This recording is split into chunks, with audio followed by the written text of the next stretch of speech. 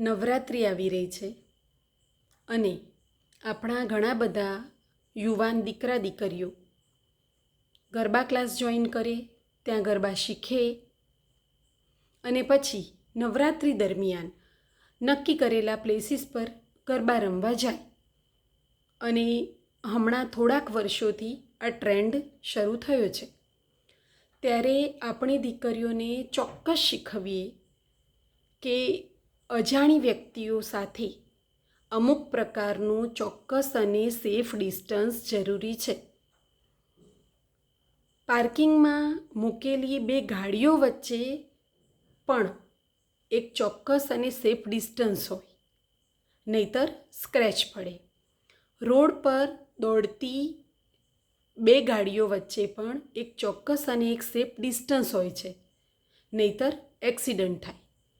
જો અમુક કિંમતની ગાડીઓ માટે આપણે આટલા ચિંતિત છીએ, સ્ક્રેચ પડે, એક્સિડન્ટ થાય, તો આપણા દીકરા દીકરીઓ આપણા માટે અમૂલ્ય છે. એમના માટે પણ ચિંતિત હોવું એટલું જ જરૂરી છે અને એમના માટે પણ સમજ આપવી એટલી જ જરૂરી છે.